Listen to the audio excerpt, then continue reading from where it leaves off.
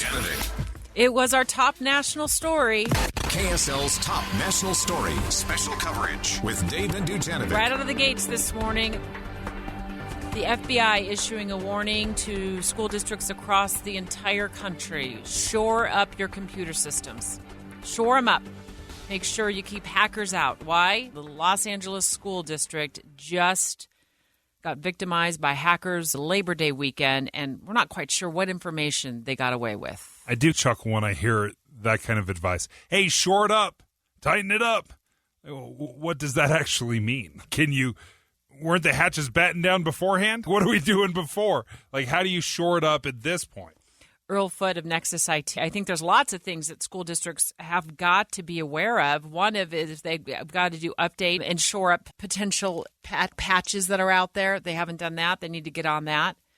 I also think that they need to make sure their IT training is up to par, making sure that they tell everybody who has an email account with the system to make sure they're not downloading random attachments that are coming in from people they don't know. And I think these are the few of the steps that our school districts have got to do. Definitely some of the good recommendations. By the way, so this is a joint advisory from the FBI and CISA. This is what we refer to in the industry as a CSA, or a cybersecurity advisory, so that school districts know the alert number for this is A22-249A. In that advisory, there are other recommended actions and protections that school districts can and should take. Most definitely, education of staff and of students is very important. Updating their systems, as you mentioned, Debbie, is extremely important. Making sure that they have the proper precautions. The CISA actually issues a framework, a cybersecurity program framework called the CIS-20.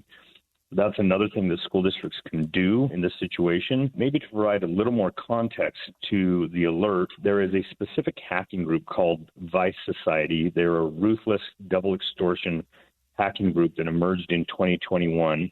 They have been targeting specifically education sector, healthcare primarily, and those are typically sectors that have been off limits to hacking groups, but this group seems to not have many scruples, and they do go after these kind of targets. School districts make a good target, unfortunately, because oftentimes they don't have the budgets they need to batten down the hatches, as you guys mentioned. And so definitely, this is also a state problem. It's a federal problem. We need to be talking about adequate budgets that are flowing to school districts to help them shore up their defenses. This hacking group is very ruthless, and I don't think that we'll see them slow down, nor does the FBI. And I think it's something that has to be taken more seriously.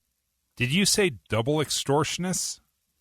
Yes. So typically what they'll do is once they've hacked an issue or they've executed a ransomware, they will exfiltrate data from the school district. They will require a ransom from the school district to unlock their data, but then they will also require another ransom so they don't release the data on the dark web. If the school district doesn't pay both ransoms, they will release that data on the dark web to the public. And we typically as a society protect our children's identities. And so precedents will show that school districts will pay in order to protect student, family, staff, and donor data. And so it makes them a target that is definitely attractive to hackers. Again, oftentimes their defenses are lower than larger corporate entities, and so they can be an easier target, unfortunately. You're making a deal with the devil if you pay, Earl, because there's no real guarantee that they're not going to leak the identities and all the personally identifiable information that they've gleaned from these files that live inside school districts and just sell it on the dark web so somebody can turn around and sell it again, so somebody can turn around and steal a child's identity, so somebody can turn around and take out credit cards in your child's name. Yeah, no, that is all absolutely true. Unfortunately, if you choose to participate in these extortion schemes and pay the ransoms, you have to trust honor among thieves, but many of these thieves have not shown to be the honorable type of people, and sometimes those leaks happen even though the ransoms have been paid. You're right, Debbie. Yeah, this honor among thieves concept is very interesting because I guess my mind thinks if you're going to break the rules, or is there this unspoken code where you don't touch and you don't hit certain groups? And what are those groups aside from schools? Yeah, there has been, Dave, but this is one of those hacking groups that doesn't care. A lot of hacking groups, they stay away from things that are significantly disruptive or can be life-threatening, such as healthcare, for example. They stay away from energy and infrastructure, government infrastructure, resources and stuff like that. But there are more braver groups that are coming out year after year, and this group, Fi Society, is one of those that it's pretty low to hack a K through 12 school district and release student data, in my opinion, but this doesn't seem to be a group that cares about that. They're just looking, their motive was the payday.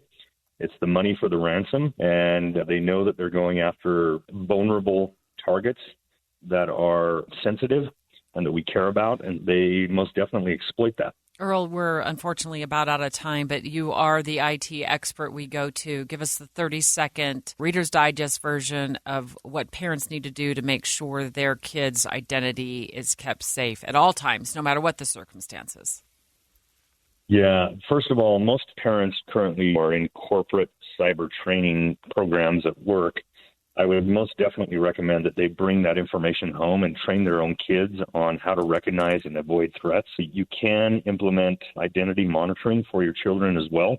Of course, there's a cost to do that, but there are services out there where you can be flagged and notified if their identity has been released on the dark web. You most definitely do that with yourself as an adult, but you can also do it with your children. How expensive is that? The services range anywhere from maybe $10 a month up to $100, $150 a year. They're all about in that sort of a price range of maybe $100 to $150 a year. Maybe the cost of doing business to keep our kids' identity safe. Earl I think it's worth it. Yeah, Earl Foote. Thank you so much. Your expertise is amazing, and we appreciate you joining the show and breaking that down for us. Wow. My pleasure. Wow. That was my reaction as he was talking about what this hacking group is capable of and the scruples they lack. Doesn't surprise me that eventually somebody was going to cross a line, that there was this honor among thieves. You don't pick on certain groups. Someone was going to pick on the K through 12 schools in that poor ID department. And they're trying to figure out how to do it, how to batten down those hatches.